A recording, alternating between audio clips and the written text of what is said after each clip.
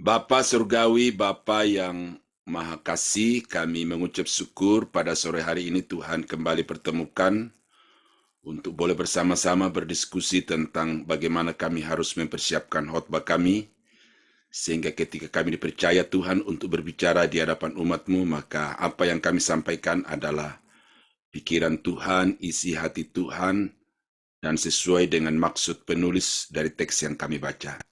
Terima kasih untuk teman-teman yang sudah hadir, dan teman-teman yang belum hadir, kami mohon supaya Tuhan atur langkah mereka, agar mereka boleh hadir untuk bersama-sama dengan kami saling melengkapi di dalam ruangan ini. Kami berdoa, kami memulai kelas ini di dalam nama Yesus. Haleluya. Amin. Ya.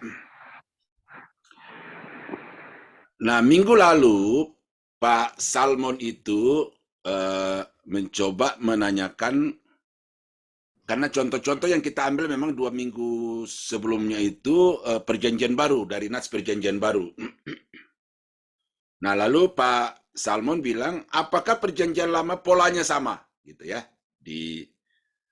Makanya Pak Salmon minta supaya kalau bisa hari ini kita ambil Nats dari perjanjian lama untuk kita coba mempersiapkan khotbah dengan teori khotbah ekspositori. Ya. Nah, saya harapkan Bapak-bapak, Ibu-ibu menguasai mata pelajaran ini, karena ini yang menurut buku-buku yang saya baca, jenis khotbah ini yang paling kuat lah hubungannya dengan Nats ya. Jadi karena itu maka saya berharap Bapak-bapak, Ibu-ibu dapat mempergunakan khotbah ini di dalam setiap kali berkhotbah. Walaupun khotbah yang lain itu tidak salah ya, tidak salah. Ada baiknya, ada positifnya, ada ya. Nanti kita akan belajar kalau sempat. Nah,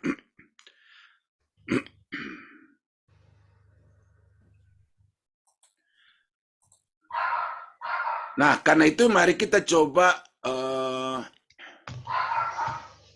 membahas dari Yosua. Ya. Yosua pasal 14 ayat 6 sampai dengan ayat yang ke-15.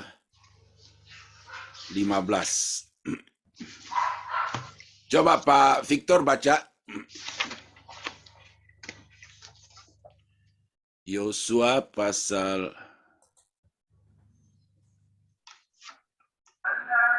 Yosua pasal 14 ayat 6 sampai 15 ya Pak. Iya, oke. Kaleb mendapat Hebron. Bani Yehuda datang menghadap Yosua di Gilgal.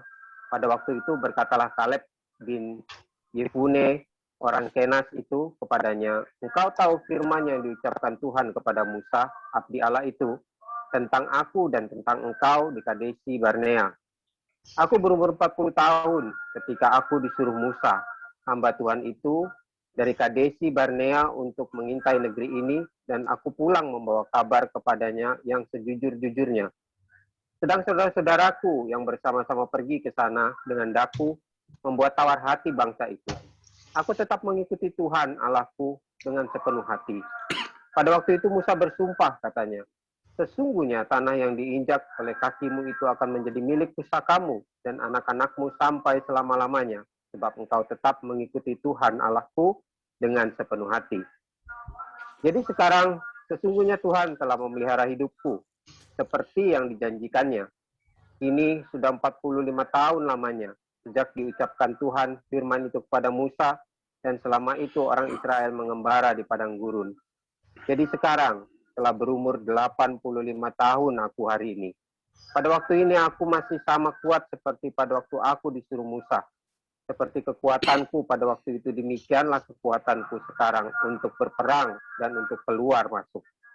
Oleh sebab itu, berikanlah kepadaku pegunungan yang dijanjikan Tuhan pada waktu itu, sebab engkau sendiri mendengar pada waktu itu bahwa di sana ada orang enak dengan kota-kota yang besar dan berkubu. Mungkin Tuhan menyertai aku sehingga aku menghalau mereka seperti yang difirmankan Tuhan. Lalu Yosua memberkati Kaleb bin Yefune, dan diberikannya lah Hebron kepadanya menjadi milik pusakanya.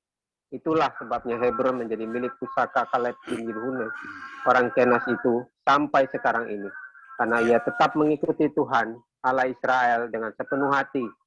Nama Hebron dahulu kalah Kiryat Arba.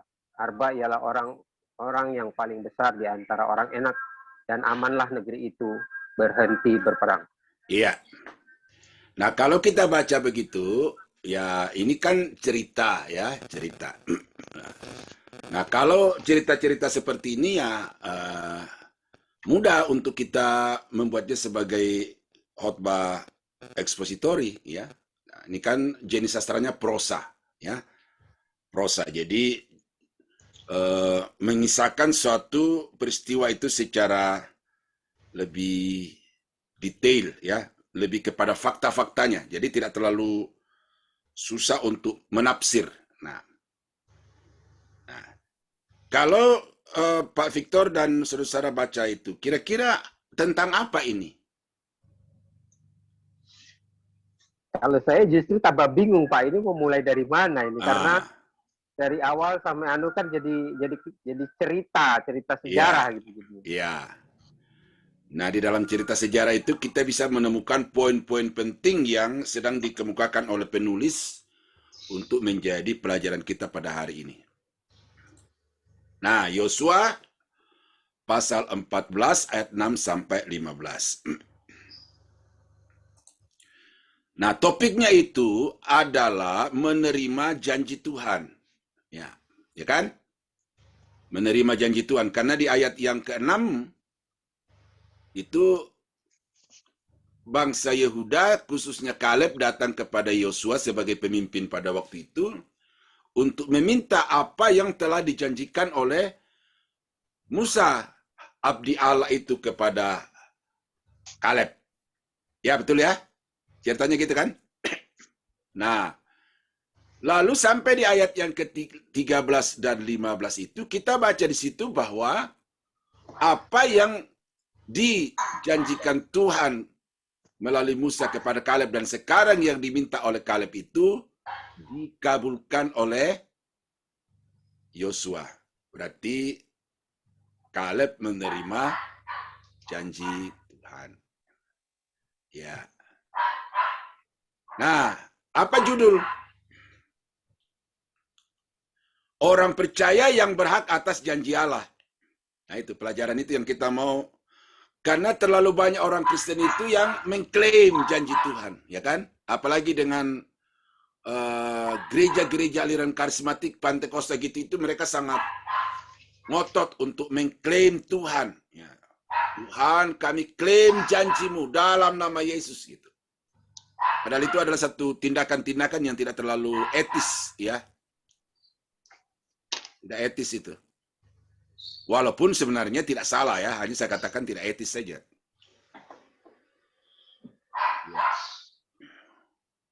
Kalau Jokowi menjanjikan saya sebuah motor, ya kan, lalu dia berlama-lama untuk menggenapi janji itu, masa dengan itu saya mau klaim Pak Jokowi ke pengadilan? Kan nggak etis. Nah, jadi orang yang menerima anugerah dari Allah itu ya satu-satunya ya berserah dan minta kehendak Tuhan yang jadi. Nah, jadi dari topik menjadi judul, kira-kira coba minta komentar dari siapa? Bunda, dari Pak Victor, dari Pak Paimin, kira-kira bisa nggak merubah topik menjadi judul?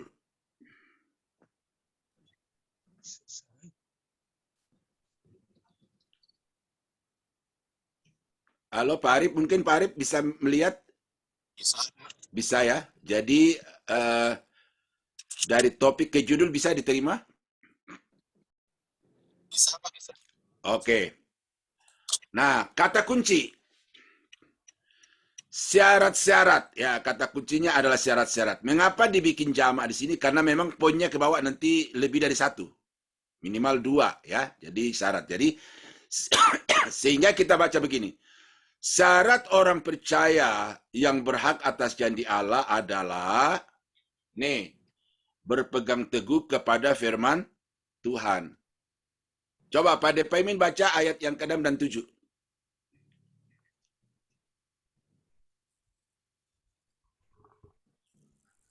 Adakah di situ berpegang teguh kepada firman Tuhan?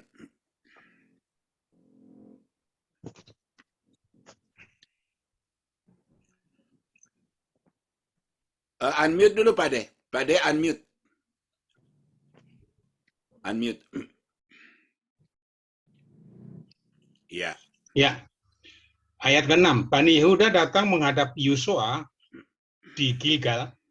Pada waktu itu berkatalah Kaleb bin Jefun, orang Kenas itu kepadanya, engkau tahu firman yang diucapkan Tuhan kepada Musa, abdi Allah itu, tentang aku dan tentang engkau di Kades Barnea. Ya. Aku berumur 40 tahun ketika aku disuruh Musa hamba Tuhan itu dari Kades Barnea untuk mengintai negeri ini, dan aku pulang membawa kabar kepadanya yang sejujur-jujurnya. Ya, jadi di sini Kaleb menunjuk kepada 45 tahun yang lalu ketika pertama kali firman itu disampaikan oleh Musa kepada Kaleb. Ya, jadi 45 tahun itu ini selalu menjadi pegangan Kaleb bahwa Tuhan akan menggenapi firman-Nya. Jadi orang yang berhak atas janji-janji Allah dalam hidupnya adalah orang yang menjadikan firman itu sebagai pegangan, ya, atau berpegang teguh kepada firman. Nah, yang kedua, nah coba baca lagi ayat 8 dan 9. Ya. Ayat 8 dan 9. Sedang saudara-saudaraku yang bersama-sama sedang saudara-saudaraku yang bersama-sama pergi ke sana dengan aku membuat tawar hati bangsa itu. Aku tetap mengikuti Tuhan Allahku dengan sepenuh hati. Ayat 9. Pada waktu itu Musa bersumpah katanya, sesungguhnya tanah yang diinjak oleh kakimu itu akan menjadi milik pusakamu dan anak-anakmu sampai selama-lamanya, sebab engkau tetap mengikuti Tuhan Allahku dengan sepenuh hati. Ya, gitu. Jadi kita melihat di situ muncul poin-poin yang sangat penting, sangat prinsip yang menjadi alasan, ya, atau menjadi syarat mengapa Kaleb berhak atas janji Tuhan itu, yaitu bahwa dia mengikut Tuhan dengan sepenuh hati. Ini salah tulis nih, ya, hati. Nah, ya Pak Victor ya, sudah mulai lihat ya. Jadi selalu ada poin-poin, ya. Tinggal bagaimana teorinya ya. Di slide yang syarat cara mempersiapkan khotbah ekspositor itu diperhatikan lagi, dibaca berulang-ulang sampai jelas konteksnya. Nah, yang ketiga, syarat orang percaya yang berhak atas janji Allah adalah ayat 10 dan 11. Coba.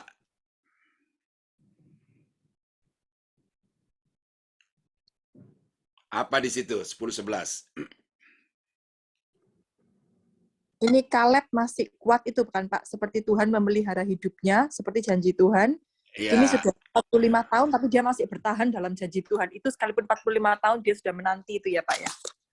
Ya, itu kalau kita kaitkan dengan poin 1. Tapi di dalam hal ini, ada poin di sini bahwa seperti kekuatanku pada waktu itu. Di ayat 11 itu. Ya. Seperti kekuatanku pada waktu itu, demikianlah kekuatanku sekarang untuk berperang dan untuk keluar masuk. Nah, apa ini artinya?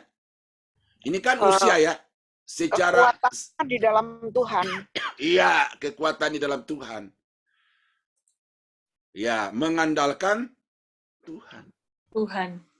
Karena usia 40 tahun dengan usia 80 tahun itu secara fisik ya jelas, ya. Jelas sangat berbeda. Ya, saya kira Ini tidak ada kekuatan rohaninya, kekuatan di bertahan mengikut Ya. Tuhan. Nah, coba kita lihat dulu. Karena ada pengkhotbah di pengkhotbah di YouTube itu ada seorang ibu yang cantik lalu semangat sekali berkhotbah itu, dia berkata begini, apa yang membuat Kaleb tetap kuat di usia 80 tahun? Lalu bilang semangat. Jadi karena itu dia serukan kepada jemaat, ayo mari kita sama-sama memikirkan semangat, katanya begitu. Apakah semangat yang membuat Kaleb kuat, sama kuatnya di usia 85 tahun dengan usia 40 tahun? Saya kira bukan itu. Ya, bukan itu. Nah, coba kita kembali ke 45 tahun yang lalu. Di mana itu terjadi? Bilangan pasal 14. Coba baca di Bilangan 14. Bilangan 14. Ya. Ayat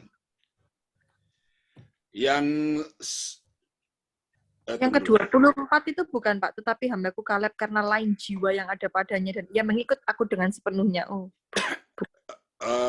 Bukan, di ayat-ayat ketika pengintai itu pulang membawa laporan kepada Musa. Apa yang orang-orang 10 pengintai yang lain katakan? Ayat 5, 6, 7 itu, Pak. Oke, baca. Tetapi Bilangan 14 ayat yang ke-6, tetapi Yosua bin Nun dan Kaleb bin Yefune yang termasuk orang-orang yang telah mengintai negeri itu mengoyakkan pakaiannya dan berkata kepada segenap umat Israel, negeri yang kami lalui untuk diintai itu adalah luar biasa baiknya.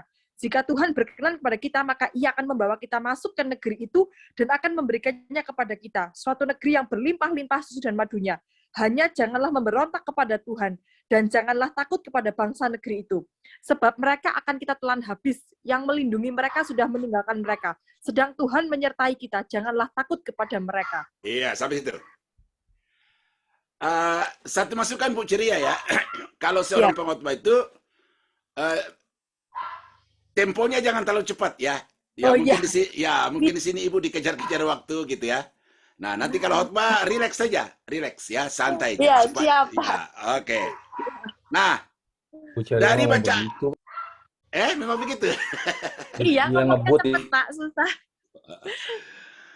Saya dulu begitu, Bu. Saya kan orang Papua. Orang Papua itu kalau ngomong itu udah cepat dipotong-potong lagi, ya kan? Tapi saya melatih, ya kadang-kadang memang susah, tetapi ya, Pak ya. PR ini. Temponya diperlambat sedikit. Nah, Diperlambat. apa yang kita baca dari ayat yang ke-9 dari Bilangan pasal 14? Pak Roni, apa kira-kira di Bilangan 14 ayat 9? Apa yang menjadi kekuatan Kaleb di situ?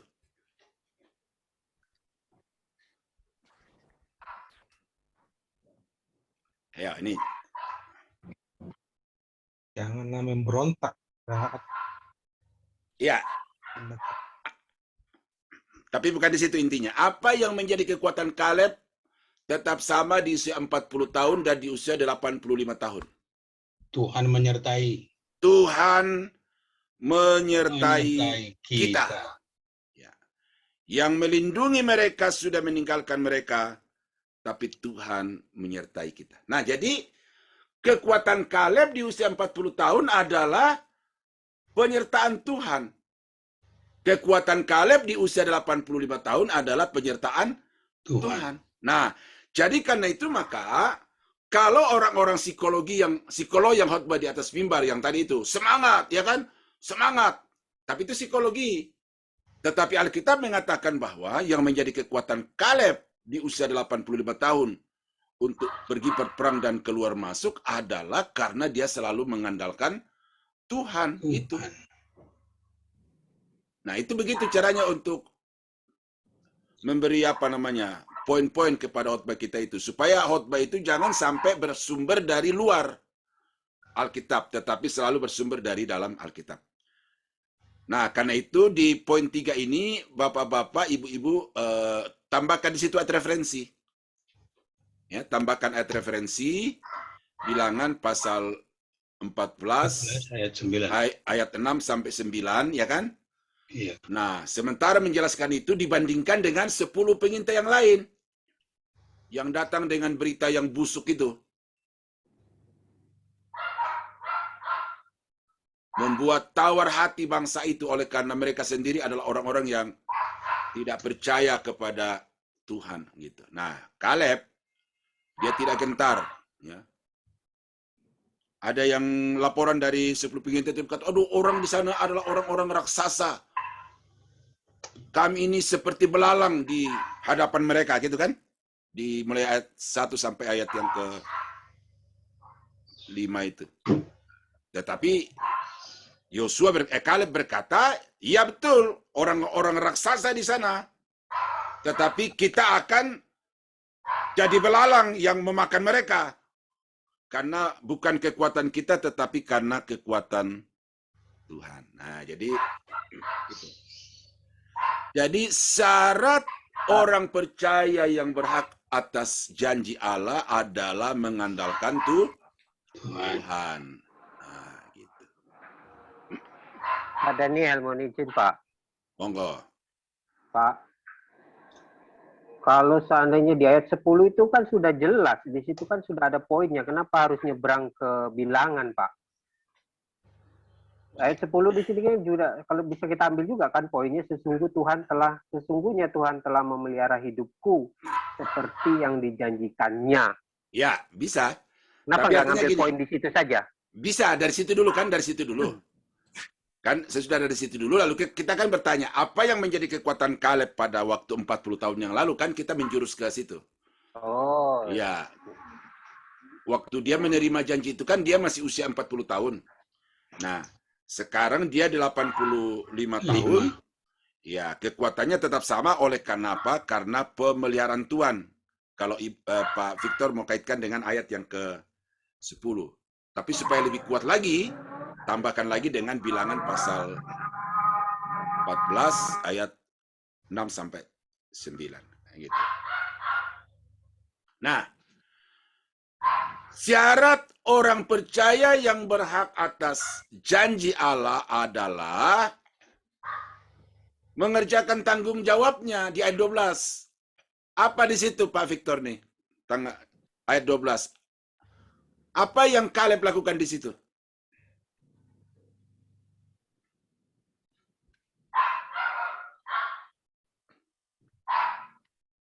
Yang di ayat 12 apa? Ya, ayat 12. Aku akan memukul. Oleh sebab itu berikanlah padaku pegunungan yang dijanjikan Tuhan pada waktu itu, sebab engkau sendiri mungkin Tuhan minta menerima sesuai dengan janji Tuhan. Apa yang Kaleb lakukan di situ?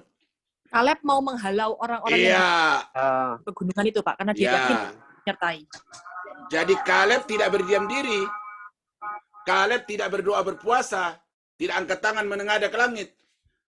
Tetapi untuk menerima janji Allah, kita harus mengerjakan apa yang menjadi kewajiban kita. Dan Kaleb di sini kewajibannya adalah pergi hadapi orang-orang enak itu.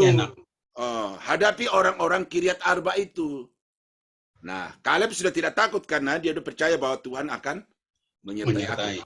Tetapi penyertaan Tuhan itu akan nyata ketika dia bertindak. Nah, tindakannya adalah dia pergi membawa pasukan, membawa senjata apa adanya, tetapi penyertaan Tuhan akhirnya dia menghalau orang-orang yang tadinya ditakuti oleh 10 pemimpin suku Israel lainnya itu. Ya, ini orang-orang enak, orang-orang Kiryat Arba itu paling ditakuti. Sehingga mereka pulang dengan membawa berita yang membuat seluruh bangsa Israel itu hatinya kecut.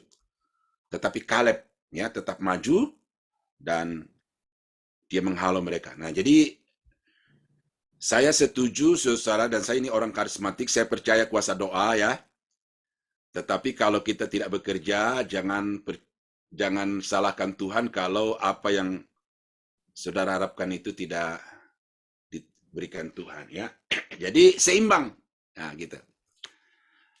Nah, dari pola ini saudara-saudara, saya coba minta tanggapan ya.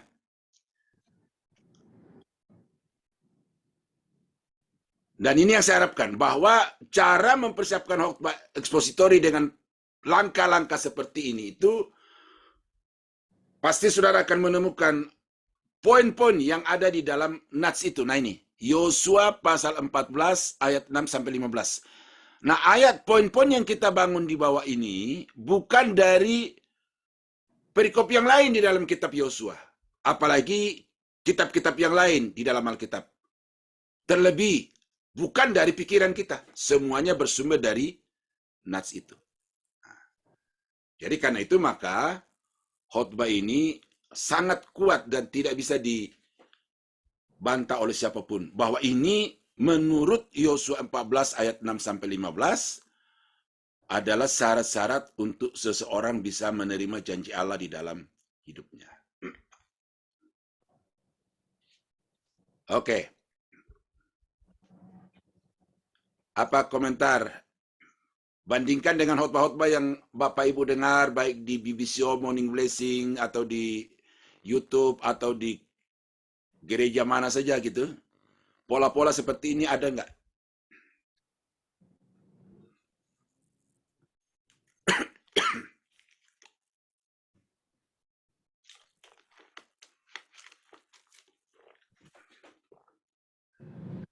Pak Salmon, sudah hadir Pak Salmon? Pak Prayus? Siap, Gimana? Sudah ikuti dari awal? ikut Pak. Oh ya. Nah, jadi pola-pola seperti ini yang saya harapkan saudara terampil ya. Sehingga yang kita sampaikan itu bukan isi hati sendiri, pikiran sendiri, tetapi isi hati Tuhan, pikiran penulis.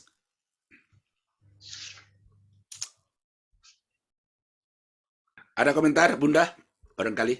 Saya nggak melenceng kemana-mana ya Pak. Tidak kemana-mana, terbatas pada nats yang kita pilih. Ya. Itulah gunanya nats, ya. Pada Jadi nats nats itu, yang kita baca yang ada di situ. ya. Apalagi Bunda? Iya Pak, setuju. Iya. Jadi kita bukan fasih bicara yang kita mandalkan, tetapi terampil menggali Alkitab. Nats.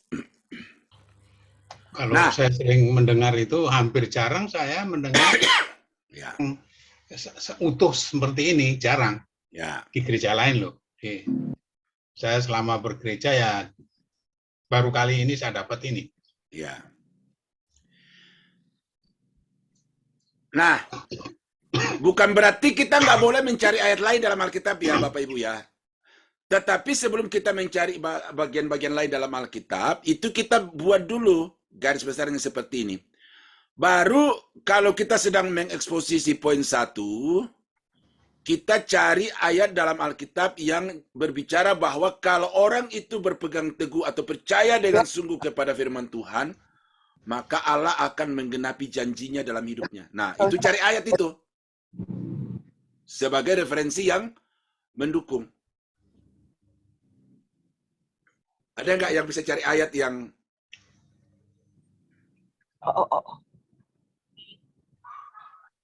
Coba Bu Ceria baca Yohanes 15 ayat 7 apa 8 ya?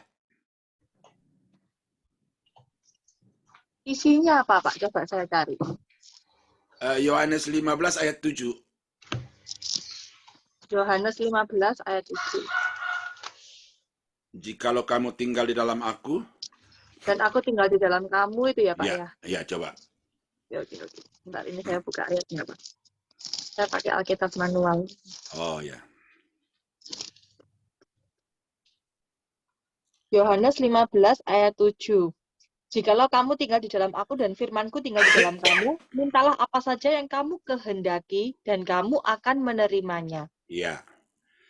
Jadi apa syarat di situ untuk menerima janji Tuhan atau permintaan kita kepada Tuhan? Apa syarat di situ? Kita tinggal dalam Tuhan dan firman Tuhan tinggal dalam kita. Iya. Apa Pak Victor?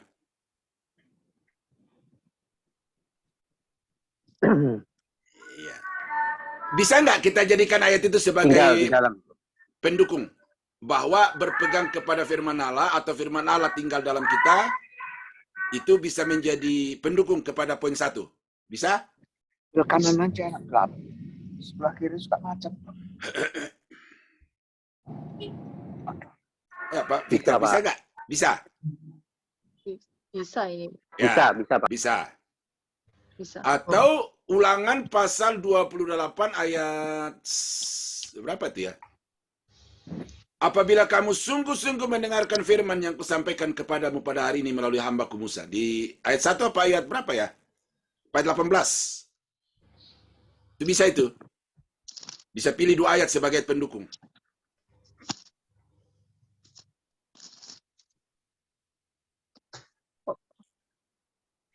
Ulangan 28.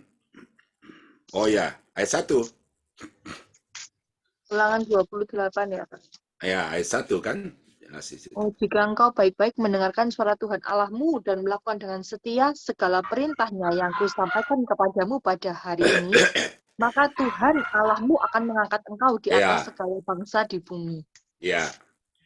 Apa di situ yang berkaitan dengan berpegang teguh kepada firman? Di Ulangan 28 ayat 1. Melakukan dengan setia segala perintahnya. Melakukan dengan setia perintah yang disampaikan kepadanya melalui Musa.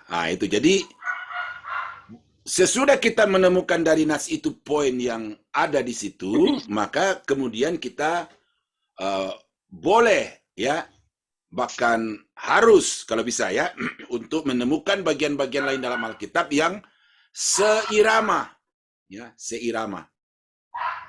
Berkaitan dengan pemberian berkat dari Tuhan, berkaitan dengan firman Tuhan, dan itu merupakan syarat untuk menerima janji Tuhan. Jadi, saya kira Yohanes pasal 15 ayat 7 dan Ulangan pasal 28 ayat 1 itu kuat untuk dijadikan sebagai pendukung. Nah, gitu. Jadi, kita tidak dilarang untuk pergi mencari ayat-ayat lain dalam Alkitab, tetapi temukan dulu dari nas itu poin-poin yang ada, baru kita carikan ayat-ayat pendukung yang seirama. Ya. Nanti bulan puasa jam-jam. Oke. Ada pertanyaan? Komentar, silakan.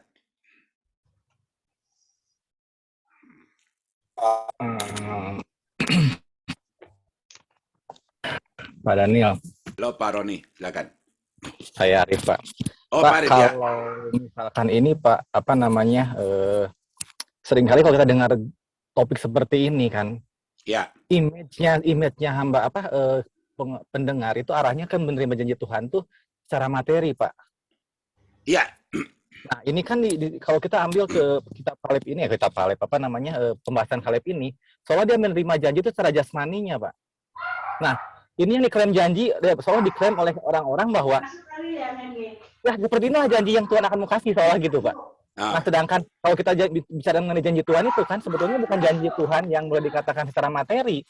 Karena kalau kita bicara perjanjian baru, itu kan janji Tuhan secara keselamatan kan itu kan. Secara rohani lah boleh dikatakan gitu. Tapi berapa banyak yang bukan disalahartikan ya, di pengertian ini diarahkan kepada hal yang bersifat materi gitu. Artinya bahwa, berarti saya klaim janji Tuhan nih gitu kan, bahwa aku misalkan pengen sesuatu, aku berdoa, aku beriman, aku dapatkan gitu.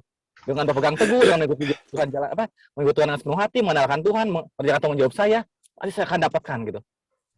Apakah dengan pola pikir jasmani seperti ini gitu kan, itu bisa dikatakan tepat atau gimana tuh Pak kalau seperti itu Pak? Karena jujur aja kalau ketika bicara janji Tuhan, janji yang mana gitu kan? Karena kalau Kaleb kan jelas Tuhan berfirman kepada Kaleb langsung gitu kan. Nah, kalau kepada kita, Tuhan tidak berfirman secara langsung kepada kita tentang janji secara pribadi gitu kan. Tapi yang pasti janji keselamatan itu gitu Pak. Iya. Ya, makasih Pak. Oke. Jadi memang secara konteks di sini apa yang dijanjikan Tuhan kepada Kaleb itu adalah materi, ya kan? Materi. Nah, jangan lupa bahwa kepada kita juga dijanjikan berkat-berkat materi. Justru kalau berkat-berkat keselamatan itu kita tidak perlu bikin apa-apa karena itu berkat anugerah. Keselamatan itu anugerah. Keselamatan itu anugerah. Tetapi umpamanya kita sakit nih, ya, kita sakit nih. Mau tidak mau kan di dalam keadaan sakit itu kita mengharapkan bahwa Tuhan akan menyatakan kuasanya, janjinya bahwa dia akan menyembuhkan kita dari sakit penyakit. Nah, di dalam konteks seperti itu kita bisa meminta Tuhan bahwa Tuhan berikan saya kesembuhan, berikan saya kesehatan. Dalam keadaan yang kurang umpamanya. Tadi sebelum kita mulai ini saya bincang dengan Pak Victor, anaknya dulu kita sempat bergumul karena mau lanjut kemana sekolahnya. Ya, Tapi kita minta Tuhan supaya campur tangan. Walaupun ada bisa dikasih keringanan dengan ada surat keterangan tidak mampu, tetapi waktu itu Pak Victor tidak mau melakukan. Pokoknya Tuhan pasti akan tolong anak saya, jadi saya mau jalani. Nah, jadi apa yang diterima Pak Victor itu adalah berkat jasmani. Dan itu tidak haram, tidak salah kalau kita minta berkat-berkat itu.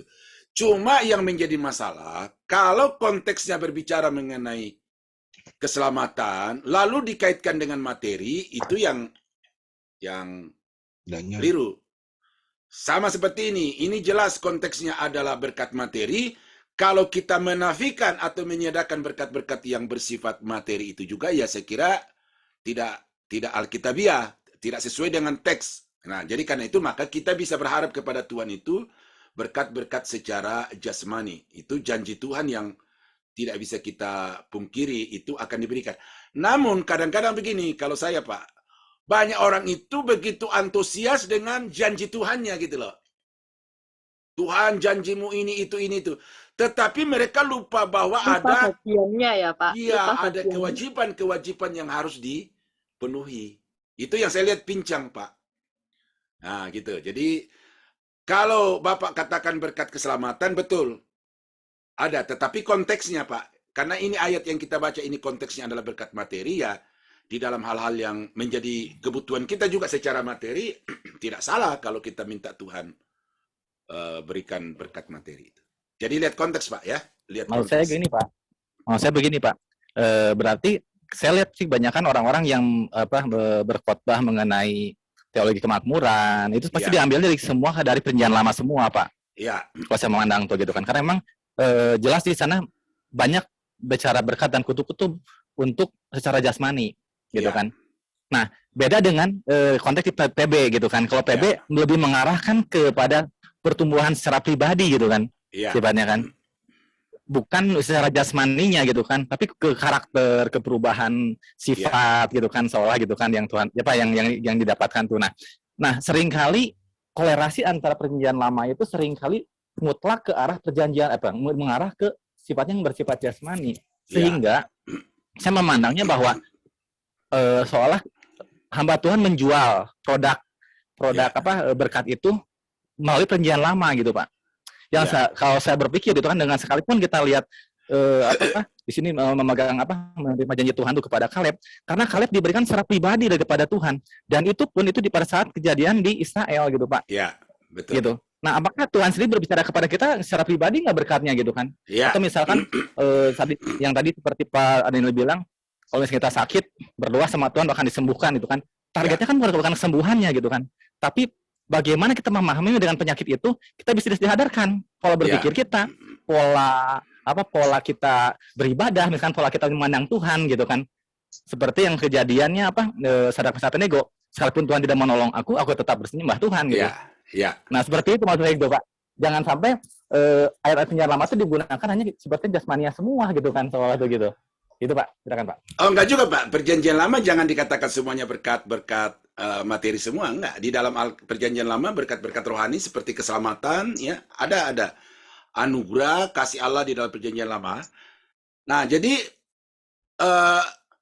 kalau kita menggali sebuah ayat itu, yang kita temukan itu bukan peristiwanya, bukan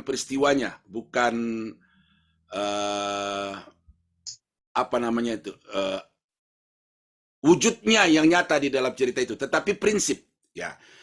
Ini kita bisa tarik ke perjanjian baru, ya. Makanya tadi saya katakan dari Yohanes pasal 15 ayat yang ke-7 itu bahwa jelas juga di dalam perjanjian baru bahwa orang yang akan diberkati Tuhan itu adalah orang-orang yang harus berpegang teguh kepada firman Tuhan, tinggal di dalam firman Allah.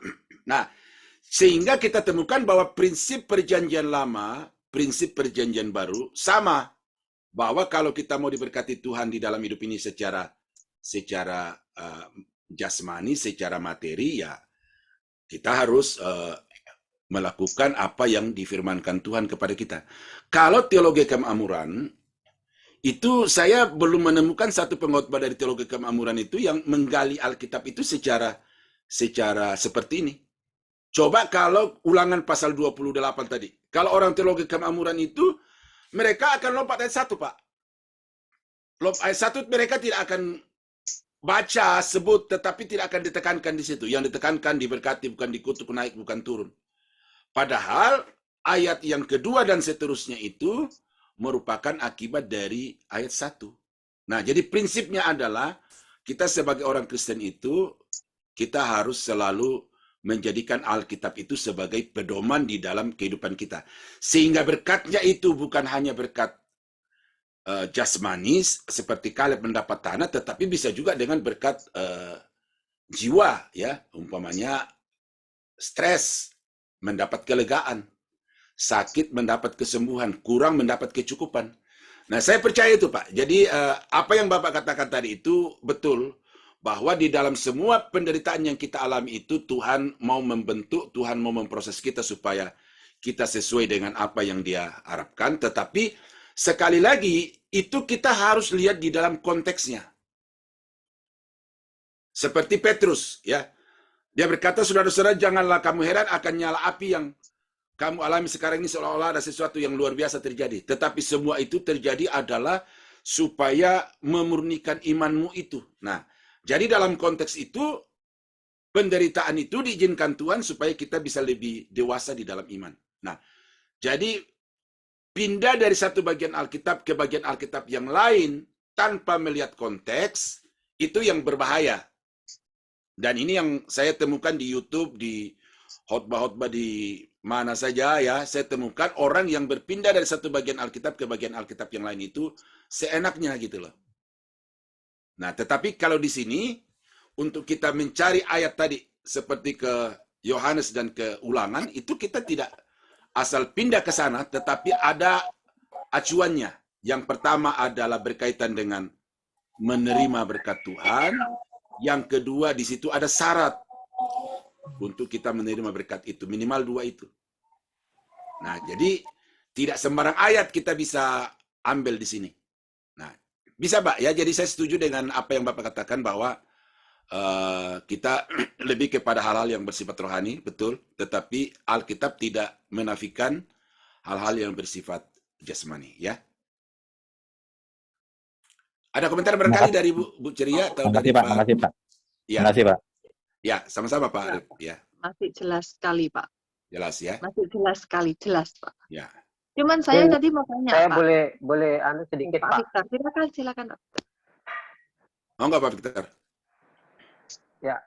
Ya mungkin kalau perbandingan antara perjanjian baru dan perjanjian lama, kita selalu sering kita melihat bahwa perjanjian lama untuk berbicara berkat itu pasti pure murni itu berkat jasmani. Sementara kutuk pun juga kutuk jasmani, artinya kalah perang, panen tidak berhasil, itu kutuk. Tetapi melihat ukuran untuk orang diberkati, pastilah menang perang, hidup sejahtera, itu ukuran untuk orang diberkati, dan orang yang dikutuk itu kelihatan secara kasat mata. Tetapi sementara di perjanjian baru, kita ingat ada satu ayat yang mengatakan, engkau dikaruniai bukan hanya percaya, untuk percaya kepada Kristus, tetapi juga harus menderita bersama-sama dengan Kristus. Artinya ukuran berkat hidup materi dan sebagainya, kesejahteraan itu bukan goal. Tetapi di perjanjian baru justru kita harus menderita bersama-sama dengan Kristus untuk mendapatkan berkat. Saya rasa itu mungkin, Pak. Itu bagi saya. Betul. Makanya saya bilang tadi kita lihat konteksnya, ya. Kita lihat konteksnya. Perjanjian lama bicara mengenai berkat rohani, berkat jasmani. Perjanjian baru berkat jasmani, berkat rohani. Nah, porsinya memang jangan kita bilang perjanjian lama sama sekali tidak ada rohani, perjanjian baru semua rohani. Perjanjian baru rohani semua, perjanjian lama jasmani semua. Enggak begitu. Perjanjian lama tetap ada berkat jasmani, tetap ada berkat rohani. Demikian juga perjanjian baru tetap ada berkat jasmani, ada berkat rohani. Nah, jadi karena itu maka untuk kita bisa menghubungkan antara perjanjian lama dan perjanjian baru itu, kita harus melihat konteksnya masing-masing. Supaya jangan kita beralih dari berkat rohani ke berkat materi, atau ayat yang berbicara tentang berkat jasmani, tetapi kita alihkan ke berkat rohani gitu. Jadi Kalau saya enggak begitu. Ini harus Jadi kita sesuai konteksnya gitu ya, Pak. Harus dibaca sesuai di dengan konteks konteksnya. benar-benar. Ini bicara mengenai berkat apa, seperti itu ya, Ya, Pak. betul. Betul. Tapi Karena saya jangan setuju kita dengan Pak Ferry tadi, Pak. Memang banyak hamba-hamba Tuhan yang mengangkat perjanjian Iya, lama banyak. menjadi suatu berkat Dan materi gitu. ya, Itu betul, yang banyak memang, Pak. arahnya ya, pasti ke sana. Itu. Lebih banyak begitu. ya, Lalu untuk Nah, itu kata-kata salah apa tidak? Itu tinggal bagaimana. ya. Pak Bu Ceria gimana? Lalu untuk kata-kata mengandalkan Tuhan itu loh, Pak. Itu kan seringkali orang-orang mengartikan kalau kita bahkan ada memang yang mengartikan kalau kita mengandalkan Tuhan ya doa aja, nggak usah ngapa-ngapain. Nah, itu sebenarnya ada nggak sih Pak ayat yang menjabarkan bagaimana sih sikap yang benar mengandalkan Tuhan itu? Ada ayatnya nggak sih Pak yang menjabarkan dengan detail mengandalkan Tuhan itu yang seperti apa sebenarnya? Soalnya kan kadang ada orang-orang yang misalkan contoh, aku butuh uang apa, aku sudah mentok semua, nggak mau usaha lagi, usahaku sudah mentok, aku tak doa aja. Ya sampai rambutnya putih, memudar, botak pun juga uangnya kan nggak datang gitu ya Pak ya. Ya, Itu kok rasanya kalau dibilang mengandalkan Tuhan juga kurang tepat. Tapi ada juga orang yang kerja itu sampai jam doanya nggak ada. Itu kan juga berarti nggak mengandalkan nggak Tuhan. Nah, mengandalkan ada Tuhan. ayat yang Ya. spesifik nggak sih Pak? Mengandalkan Tuhan itu cirinya seperti apa? Ada ayat yang menjabarkan itu nggak Pak Daniel? Oke, mungkin nanti saya coba carikan itu minggu depan. Kita akan coba membahas itu dengan topik sekarang ya. Kita coba topiknya adalah mengandalkan Tuhan. Nanti saya carikan sebuah ayat yang pasal yang kita kaji secara ekspositor ya. Iya, yang mengandalkan Tuhan itu Pak. Iya, Supaya kita tahu mengandalkan jelas. Tuhan. Jadi mengandalkan Tuhan itu sebenarnya Orang yang bagaimana mengandalkan sih? Tuhan itu seperti apa? Ya. Nah, seperti ini. Kaleb mengandalkan Tuhan, apakah dia hanya berdiam diri? Tidak, Justru dia menghalau. di Dia poin 4 maju. ini kita melihat bahwa dia mengandalkan Tuhan, artinya juga dia memberdayakan potensi yang Tuhan berikan di dalam dirinya. Iya kan? Ya. Jadi kalau kita tidak memberdayakan potensi yang Tuhan berikan, lalu kita berdoa, nanti Tuhan berkata kepada kita seperti Musa, Musa, kenapa engkau berdoa demikian? Bukankah di dalam tanganmu ada tongkat? Nah, apa yang Tuhan minta dari Musa pada waktu itu? Bukan doa, tetapi bertindak. Nah, ketika di dalam dia bertindak dengan iman itulah akan menjadi nyata penyertaan Tuhan. Jadi dalam mengandalkan Tuhan itu ada tindakan iman ya Pak ya? Ada dalam tindakan. mengandalkan Tuhan itu ada Makanya tindakan Yakobus. iman juga ya Pak ya? Ya. Kita kaitkan dengan Yakobus bahwa iman tanpa perbuatan pada hakikatnya adalah mati. Lah Pak, tindakan iman ini berarti kan juga namanya tindakan iman. Berarti kan harus selaras searah dengan apa yang Allah perintahkan. Seperti itu kan ya Pak ya? Ya, ada hal-hal yang spesifik diperintahkan, tetapi ada hal-hal yang kita ambil sesuai dengan prinsip-prinsip Alkitab. Oh. Iya, gitu. Karena kalau kita sekarang ini meminta lagi Tuhan berbicara kepada kita langsung seperti Kaleb, saya tidak terlalu yakin. Ya. Meskipun ini memang contoh nih, ada ya Pak saya ya, lagi menunggu nih. gitu. Bisa. Bisa ya Pak ya. Kedaulatan itu kan kedaulatan Tuhan itu ya Pak. Teman berapa kali kirim dia. Ya. Ada teman kirim video sama saya, dia berkata bahwa Tuhan berbicara kepada orang itu, nanti tanggal 22 Maret ini Jakarta akan diguncang dengan gempa yang dahsyat. Mungkin sampai juga kepada saudara-saudara karena banyak grup-grup yang melanjutkan, meneruskan berita itu. Ada lagi Pak, nggak tahu saya itu Pak. Ada lagi. Nah, jadi ini banyak orang-orang karismatik sekarang itu, ya pendeta-pendeta juga begitu. Tuhan bicara sama saya, tetapi dia tidak bisa membedakan mana suara Tuhan dengan mana suara hati nurani. Gitu loh. Mana hayalan. Nah, jadi saya tunggu. Nanti tanggal 22 jam 12 malam, kalau tidak terjadi apa-apa di Jakarta, saya akan balikkan video itu ke teman yang mengirim sampai berkali-kali ke saya itu. Saya katakan, jangan meneruskan berita-berita yang tidak jelas, ya toh? Karena sekarang orang mau yang sensasi-sensasi seperti itu. Nah, itu Biasanya kalau kayak gitu, Pak, biasanya kalau kayak gitu selalu ada alasan lagi nantinya, Pak. Penundaan artinya, Pak. Pak Kudu Iya, bicara jadi tinggi katanya. padahal mereka nggak tahu kalau Tuhan yang nubuat itu nggak mungkin nggak jadi. nggak mungkin Kalau Tuhan sekali berubah. firman pasti jadi, tapi kan Iya, karena dibuat-buat sendiri, jadinya ada Iya. kayak postpone gitu kan, Pak. iya. Oh ini nggak jadi, batal soalnya gini. Kadang-kadang yang paling parah itu pakai ayatnya Nabi Yunus. Oh iya, soalnya kan kayak Yunus itu loh, Tuhan mau membalak-balikan ini B. Karena dia bertobat nggak jadi. Itu yang paling parah, Pak. Ada yang pakai ayatnya Nabi Yunus itu. Iya, Padahal dalam hati saya kan Nabi Yunus kan baru disuruh meringati memang dari awalnya, cuma meringati. Tapi kan baru meringati lah. Kalau ini kan bukan meringati, ini kan kamu kan sudah kayak ultimatum kan beda. kan udah ada tanggal 22. Tanggal 22 kan? Jadi kalau dia berubah ke jam 1 malam terjadi gempa, udah salah dia. Karena yang disebut tanggal 22 itu adalah dari jam 12 malam sampai jam 12 malam berikutnya. Iya, betul. Nah, lewat saja 1 jam, apalagi 1 hari, itu sudah meleset itu. Nah, jadi nubuatan itu jangan terlalu cepat percaya, ya. Juga Nah, nubuatan gempa itu tujuannya apa? Kan kalau Iya. Tuhan yang biasanya ada tujuannya kan, Pak, untuk Tujuannya. kemuliaan nama Tuhan kan, Pak. Lah itu tujuannya itu untuk apa juga gitu kan, Pak ya? Katanya di dalam nubuatan itu karena Jakarta ini terlalu banyak dosa gitu ya. Saya nggak tahu. Itu buat follower, Pak. Ya, bisa juga, bisa. Lah, kalau terlalu YouTuber. banyak dosa- Ya, Kalau terlalu YouTuber. banyak dosa dari zaman dahulu sudah banyak ya, Pak. Bukan Oke cuma lah. Jakarta. Ya.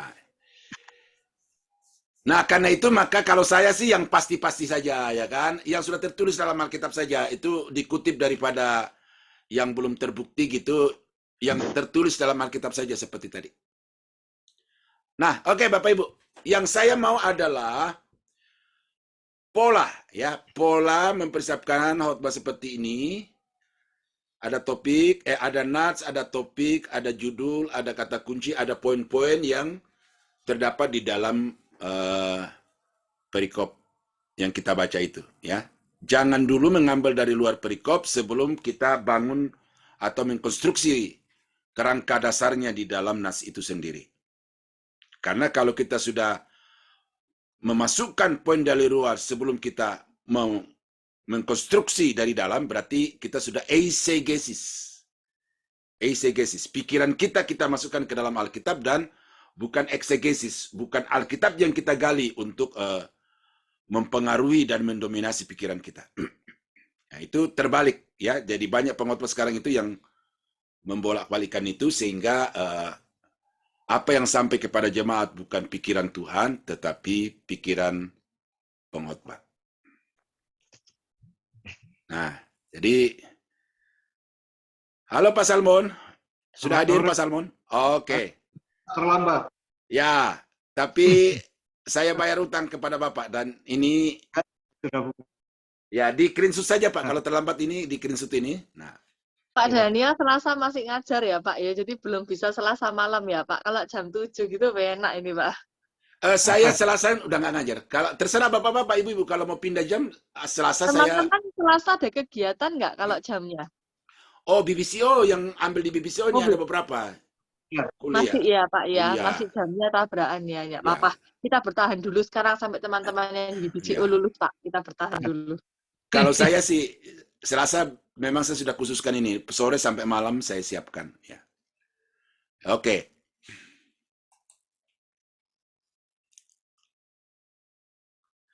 Nah, coba lagi Bapak Ibu, Pak Prayus deh saya pengen dengan soalnya. Mazmur 92 ayat 13 sampai 15. Mazmur 92 ayat 13 sampai 15. Itu nats ya, nats.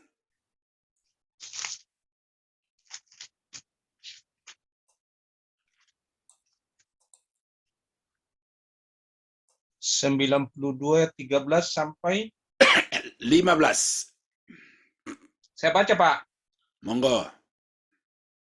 Ayat yang ke-13. Orang benar akan bertunas seperti pohon korma, akan tumbuh subur seperti pohon aras di Libanon. Mereka yang ditanam di bait Allah akan bertunas di pelaratan pelataran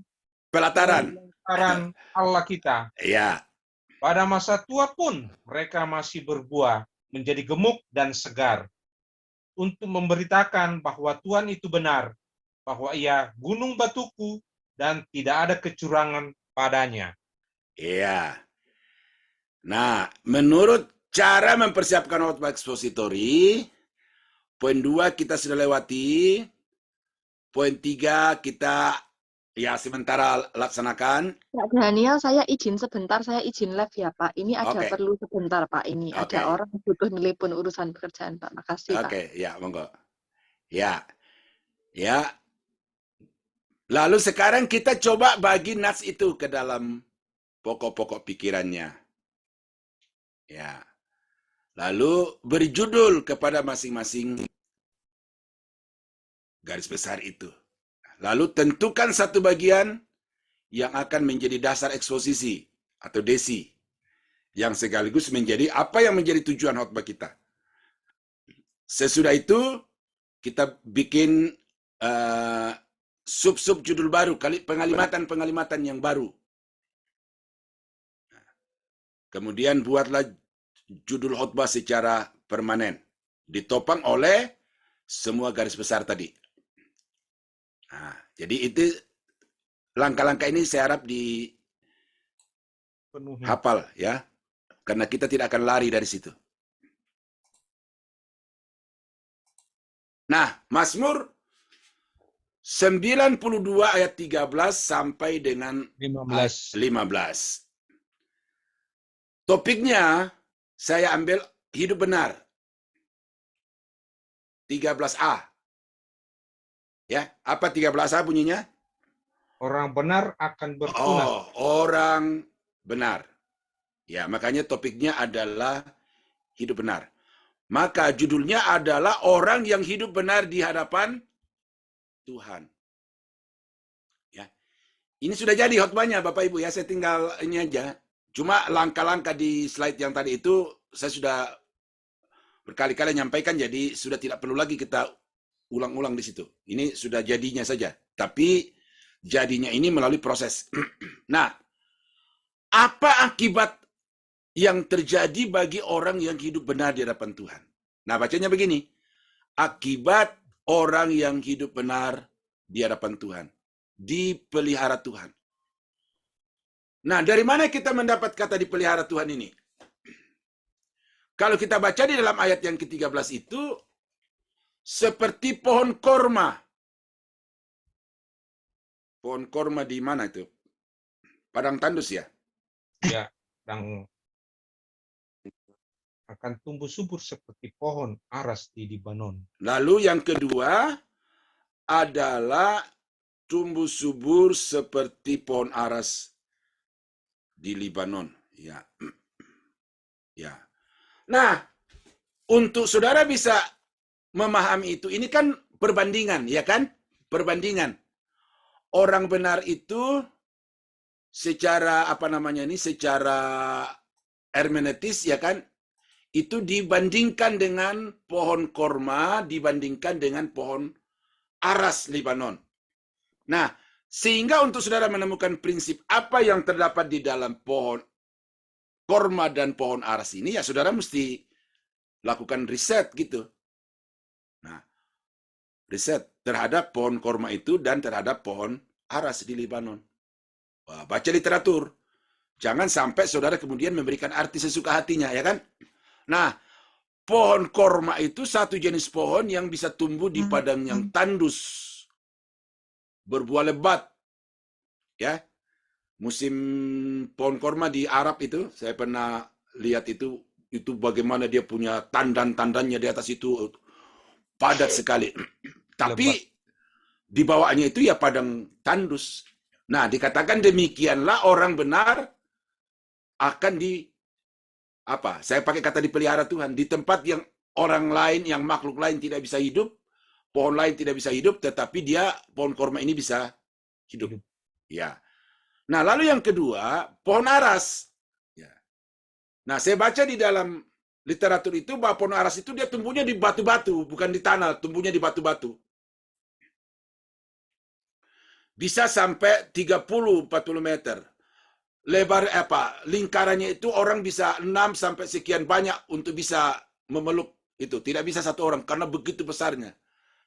Sekalipun dia tumbuh di pohon yang pohon-pohon lain tidak bisa tumbuh. Nah, jadi demikianlah orang benar itu akan dipelihara Tuhan sehingga di tempat-tempat yang sukar sekalipun dia tetap eksis. Nah, itu dari penggalian terhadap pohon korma dan pohon aras itu saya ambil ini.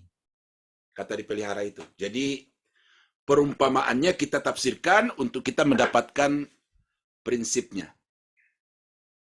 Ya, begitu ya Bapak Ibu. Nah, akibat orang yang hidup benar di hadapan Tuhan adalah, nah ini sampai kata menjadi berkat lagi. Karena dikatakan ditanam di dalam bait Allah, tetapi bertunas di pelataran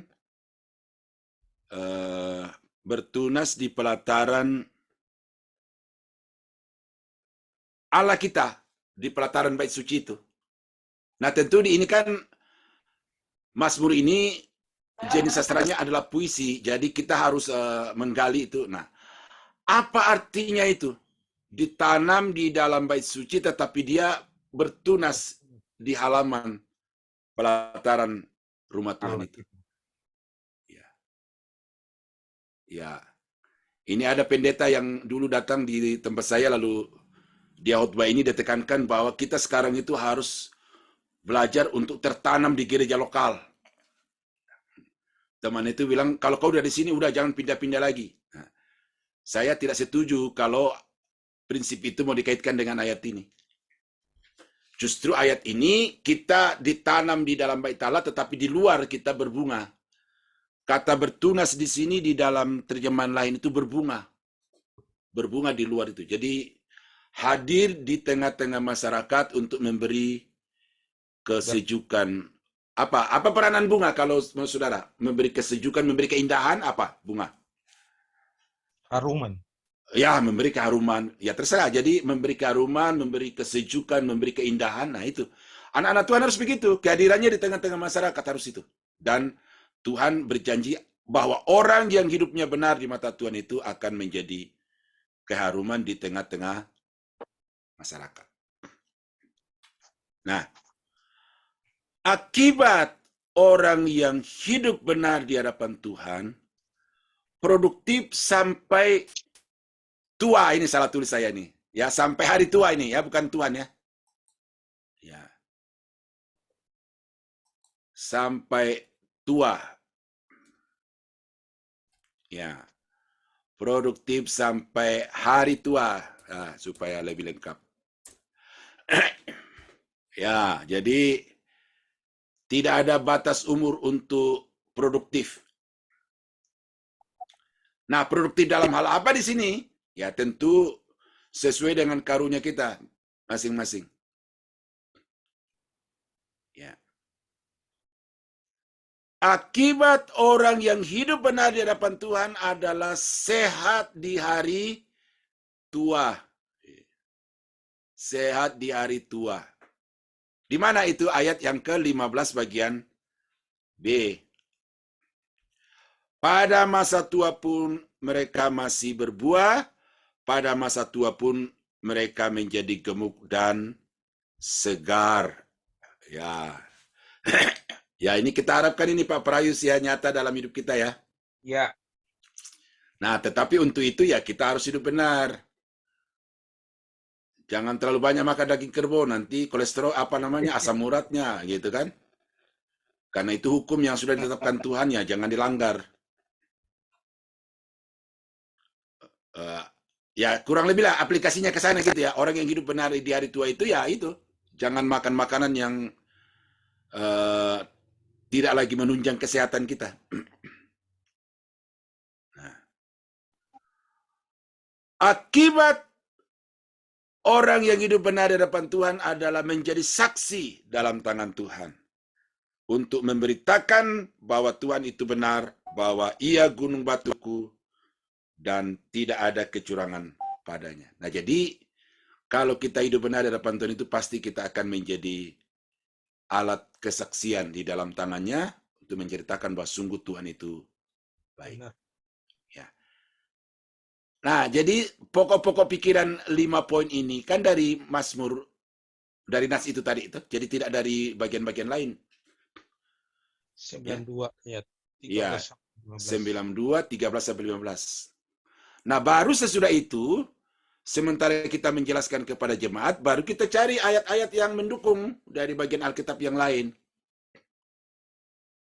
Bahwa kalau kita hidup benar, maka kita akan dipelihara. Nah, siapa yang bisa cari ayat itu? Orang yang hidup benar dipelihara oleh Tuhan. Mau dipelihara dalam hal apa nih? Kesehatan kah? Dalam berkat jasmani kah? Ya, banyak, ya. Terserah mau arahkan kemana. Jemaat saudara lagi dalam keadaan sakit-sakitan, ya dipelihara menjadi sehat. Jemaat saudara itu hidup dalam kekurangan, ya dipelihara, diberi kecukupan. Begitu, jadi aplikasinya. Nah,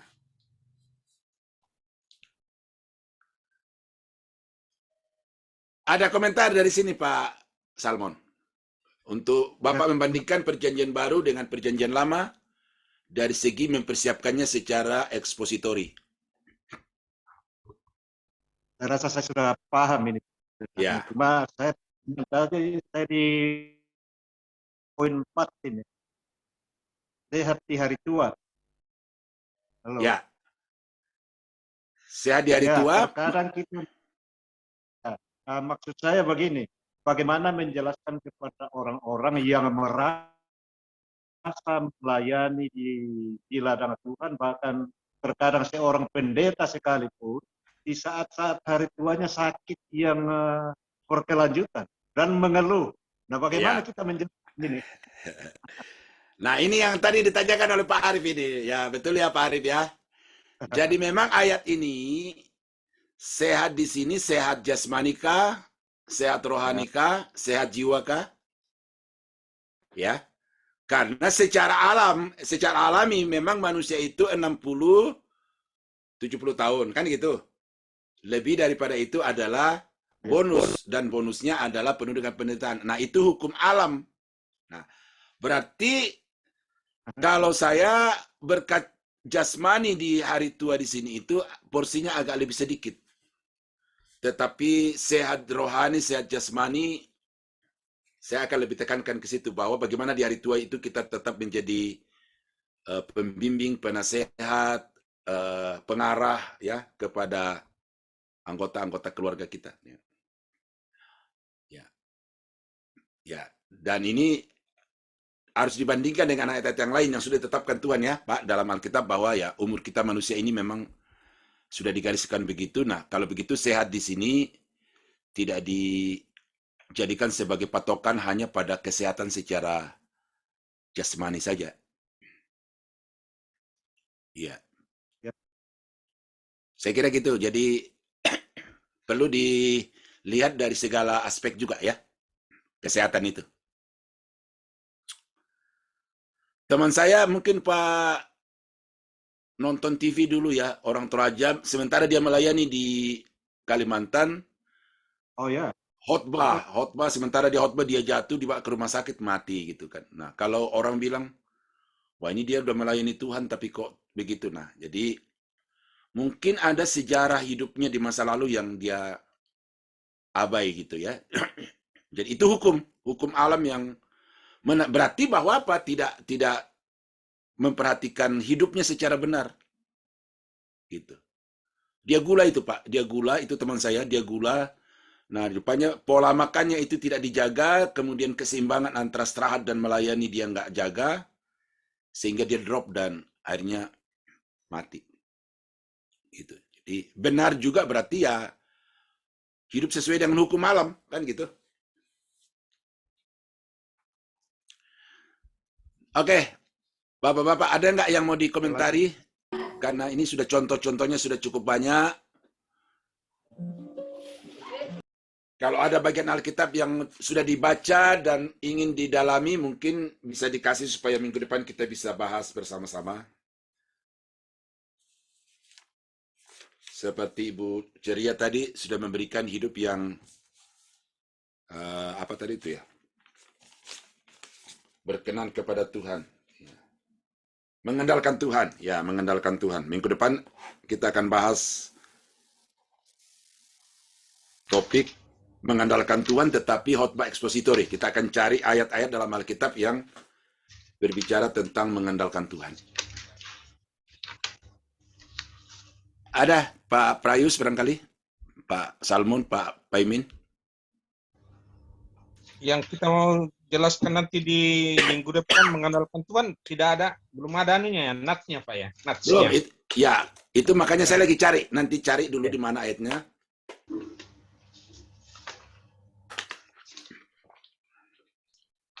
Karena di kisah Kaleb tadi itu ada di situ saya pakai garis besar kekuatan Kaleb di usia 85 tahun dan kekuatannya di 40 tahun itu sama.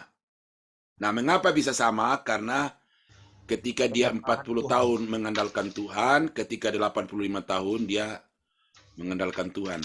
Nah, lalu Bu Ceria tadi, gimana sih ciri-ciri orang yang mengandalkan Tuhan itu? Nah, berarti ini PR yang saya harus pelajari 1 minggu ini.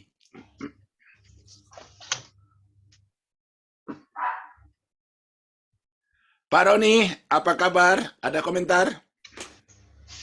Maaf, padahal kalau terutama Mazmur ya Pak ya.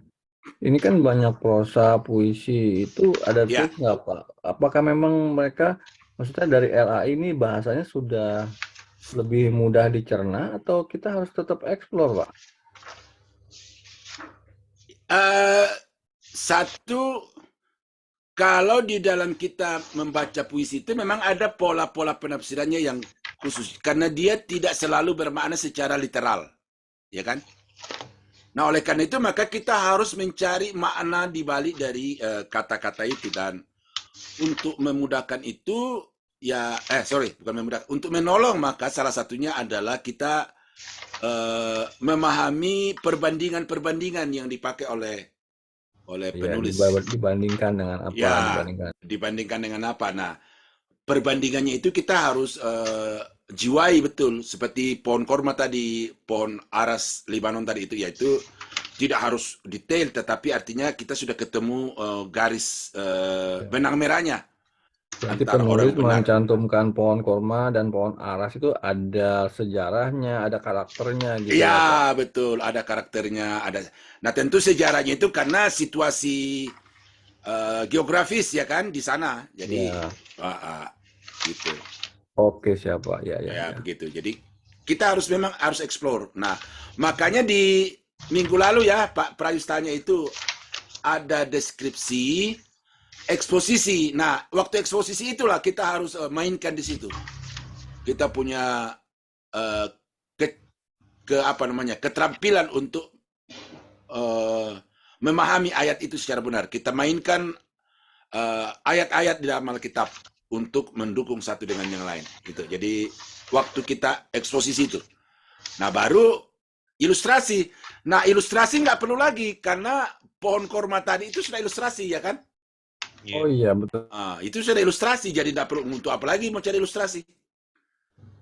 Itu sudah ilustrasi. Jadi dia tidak sampaikan poinnya, tetapi dia sampaikan ilustrasinya, gitu loh. Ya. Oke, Pak Lena. Makasih, Pak. Nah, cuma mungkin untuk kita orang Indonesia, untuk pohon korma dan pohon itu, nah itu bagaimana itu? Itu harus nyari itu, Pak. PR. Carikan itu. Nah, sekarang kita ditolong dengan itu. Ya, pakai bahasanya pohon pisang, kita mungkin bisa cari ya, Pak. Oh, kalau pohon pisang tidak kena. Tidak kena, karena pohon pisang itu tumbuh di antara pohon-pohon yang lain. Sementara kalau korma itu, susah pohon-pohon yang lain. Iya. Tampilkan slide-nya saja, Pak, kalau lagi hot begitu. Slide-nya, ini loh, pohon korma itu. Gitu. Ilustrasi ya? Ya, ilustrasinya itu dengan gambar langsung, gitu. Ada kok, ya. Gitu. Nah, sama. Ada 5 kitab puisi ya, Ayub, Mazmur, Amsal, Kidung Agung, Pengkhotbah. Nah, itu ketika kita membaca itu, ya memang kita pertama-tama dulu harus membacanya secara literal, tetapi kalau ada hal-hal yang agak suka dimengerti, kita harus kembali bahwa ini kitab puisi, gitu. Iya, Pak. Iya. Jadi instingnya harus jalan ya, Pak? Jalan, ya. Nah, insting itu dibangun berdasarkan teori-teori yang kita pelajari, ya. Pengetahuannya. Ya, jangan sampai mempergunakan penafsiran alegori, gitu. Ya. Ya, seperti banyak pengkhotbah ketika mengkhotbahkan Kidung Agung, wah ini alegori semua. Padahal Kidung Agung itu tidak perlu dialegorikan. Itu kisah yang nyata. Bagaimana sebuah rumah tangga itu dibangun. Jadi bahasa-bahasanya adalah bahasa-bahasa di dalam rumah tangga. Bahasa-bahasa di tempat tidur dari seorang suami dan seorang istri. Jadi tidak perlu ditafsirkan bermacam-macam. Pokoknya tafsirkan di sekitar suami dan istri. Kalau Kidung Agung begitu. Gitu. Di teman-teman ini kan sangat gampang untuk beralegori. Jadi tidak perlu pusing-pusing membaca Alkitab. Pokoknya berdoa, berhayal, kasih arti sesuka hati. Bahaya. Iya, itu bahaya itu. Oke. Saya masih akan terus ya dengan contoh-contoh seperti ini. Semakin banyak contoh akan memudahkan saudara untuk menghafal teori-teori yang sudah kita pelajari di atas itu. Jadi kita akan contoh terus. Atau begini Bapak Ibu. Minggu depan Bapak Ibu coba bikin satu garis besar khotbah seperti ini. Baca dari nats yang mana saja. Coba bikin, nanti kita coba periksa bersama-sama. Nggak usah khawatir. Harus PL ya, Pak? Oh tidak, bebas. Oh, bebas. PL, PB, yang penting polanya seperti ini. Tentukan natsnya, tentukan, ya tentu topik dan judul ini belakangan, tetapi harus ketemu topik utama, lalu bikin judul, lalu poin-poinnya, lalu sesudah itu cari ini kata penghubung yang menghubungkan antara judul dengan poin-poin itu. Desinya Pak, nggak usah. Nah, desi nih dari topik itu. Oh, seperti ya, ini. topik. Nah, umpamanya Mazmur 92 ayat 13 sampai 15. Ya, desi itu ini muncul di sini. Ayat 13a. Desinya dari situ. Ya, Pak. Oh iya, dari 13a. Iya, 13a. Ya, Pak Arif ya, siap. Iya, Pak. Oke. Ya. Bingung Pak, kalau disuruh nyari sendiri bingung ayatnya yang mana ya Pak? Ya, baca saja. Karena kalau aman perjanjian lama, aman mah. Aman perjanjian lama sih. aja deh. Perjanjian lama aja. Terserah perjanjian lama. Ya. Kalau menurut saya ya, perjanjian lama itu ceritanya panjang-panjang. Kalau perjanjian baru pendek-pendek gitu. Jadi terserah, lebih perjanjian lama, perjanjian baru, nggak apa-apa. Bebas. Masalah perjanjian baru itu maknanya beda. Padahal bisa ngambil 2 ayat nih Pak. Di sini aja di Mazmur cuma 2 ayat sih Pak. 2 ayat bagaimana Mazmur nih? Ya ini padahal bisa ngambil cuma 2 ayat, nggak panjang-panjang Pak. Oh ya, ya tentu kan karena potongan-potongannya memungkinkan, ya kan? Tetapi kan ada ayat-ayat yang tidak bisa dipotong. Oh iya, iya. Ya, jadi artinya dalam Mazmur 92 ayat yang ke-13 sampai 15 ini udah kisahnya itu udah utuh, konsepnya itu udah utuh gitu loh. Udah ada gagasan utamanya, ada gagasan-gagasan pendukungnya gitu loh. Jadi bisa. Ada juga yang 1 pasal, ada juga yang 2 pasal baru bisa ketemu secara utuh. Oh iya. Iya. Umpamanya saya pernah khotbah Ayub pasal 1, pasal 2. Itu tidak bisa dipotong itu. 1 bagian. Pasal 1 dan pasal 2, ya. Nah, gitu. Ya. Sudah tentu ayat-ayat pendukungnya di dalam kurung ini panjang-panjang ayatnya. Ya, panjang-panjang.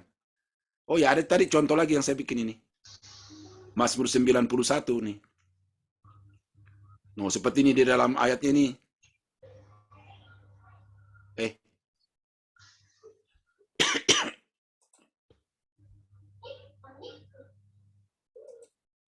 Nah ini Mazmur 91 ini. Dalam kurungnya itu ada ayat 3 sampai 14 tuh. Nah, mengapa ayat 3 sampai 14? Karena ayat 3 sampai 14 itu ya satu konsep itu. Ada juga yang ayat 15 dibagi-bagi, karena di dalam ayat 15 itu ada poin-poin yang memang tidak diuraikan, tetapi hanya disebut-sebutkan gitu. Nah, jadi kecermatan membaca ayat dan menemukan konsep-konsepnya itu yang perlu di sini.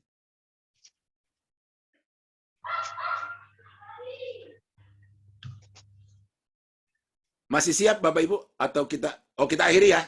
Nanti ini minggu depan lagi deh. Saya sampaikan minggu depan. Untuk hari ini kita cukup dulu. Minggu depan kita lanjut lagi dengan kita bahas satu dari tugas saudara. Lalu saya tambah dengan Ibu Ceria tadi. Nah, kalau sempat saya bahas Mazmur 91 karena Mazmur 91 ini paling banyak di YouTube dan banyak dipotong-potong. Nah, itu yang saya nggak suka, pengkhotbah yang potong-potong ayat itu. Ya. Oke, Pak Victor ya, sampai di sini dulu ya. Bunda, kita akhiri dulu sampai di sini, karena udah jam 7, teman-teman kita mau masuk kelas lagi. Ya Pak, oke Pak, dari jalan. Ya. Mari kita tunduk Juga kepala. satu perikop ya Pak ya? Ya, juga bisa satu perikop ya? Satu perikop bisa, satu pasal bisa. Bebas. Oh, Pak Victor nantangin ya? Ya. Siapa takut, kata Pak. Mantap, Pak. Ya. Oke, Bapak Ibu, mari kita tunduk kepala. Pak Victor nggak usah tutup mata ya, jalan aja. Kita berdoa. Bapa di surga, terima kasih karena Tuhan sudah pimpin diskusi kami dari awal sampai akhir. Kami sudah menemukan contoh-contoh yang konkret dari Perjanjian Lama tentang mempersiapkan secara khotbah ekspositori. Namun kami bersyukur bahwa bukan hanya contoh yang kami temukan, tetapi ada berkat-berkat yang kami dapat melalui bacaan-bacaan kami tadi. Dan karena itu tolong kami Tuhan supaya kami selalu berbuat apa yang benar, yang berkenan kepada Tuhan, sehingga janji-janji Tuhan itu menjadi nyata dalam hidup kami. Teman-teman yang dengan setia berkumpul bersama-sama untuk belajar, kiranya Tuhan juga Engkau terangi hati mereka dengan roh-Mu, pikiran mereka dengan roh-Mu, supaya apa yang mereka rindukan, mereka dapat dan kemudian dengan itu mereka dapat menjadi pelayan Tuhan yang dapat menyampaikan isi hati Tuhan sesuai dengan apa yang terdapat di dalam nats yang mereka pilih. Terima kasih Bapak, berkati setiap kami dalam kegiatan sepanjang hari ini, baik yang kerja, yang belajar, ataupun yang mungkin beristirahat. Tuhan lindungi kami supaya semua kami bisa melakukan semua dengan baik, dan kami dapat menikmati berkat-berkat Tuhan. Terima kasih Bapak, kami berdoa mengakhiri diskusi ini, dalam nama Yesus Tuhan dan Juru Selamat kami. Haleluya. Amin.